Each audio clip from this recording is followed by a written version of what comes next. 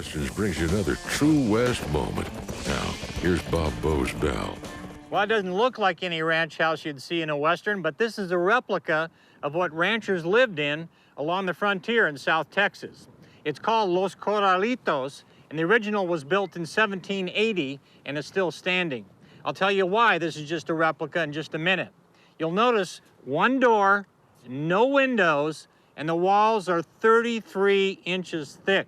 This was built for protection, not comfort, during the time when the Comanches, the Apaches, and the Bandidos raided villages for horses, cattle, or whatever else they could steal.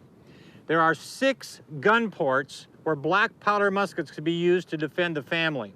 Inside, you see the gun ports widening out so that the person could lean in and keep a bead on the target. The family slept on the floor. They stored what they could on shelves or in niches built into the walls, and they kept everything else in trunks. Cooking was done in this brick oven outside the building. When the frontier was quiet enough, most families built bigger homes with windows, but they kept their little fortress ready just in case. So why is this the only replica at the National Ranching Heritage Center? Because they discovered several family graves under the dirt floor of the original home, and they decided not to disturb it. I'm Bob Boze Bell, and this has been a True West moment. Encore Westerns brings you another True West moment. Now, here's Bob Boze Bell. Come on, admit it. When you picture living in the Old West, it's in a house like this, right?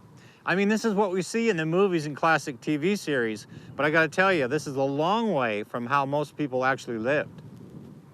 Here at the National Ranching Heritage Center, you can get a real feel for how people adapted to their environment while they headed west. They used what nature provided in order to keep warm and dry. This is what's called a half dugout, literally dug into the side of a hill or a riverbank.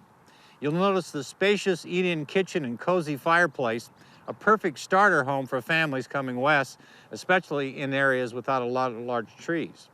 I might add, also perfect for any rattler or rodent seeking shelter from Mother Nature. If you care for something a little more above ground, you might like this Texas fixer-upper. It's made from the long stalks of a yucca-like desert plant. They were nailed to the outside and inside of cedar posts, and the gaps were filled with dirt for insulation. These were built as temporary shelters, and it is remarkable that any have survived the West Texas weather.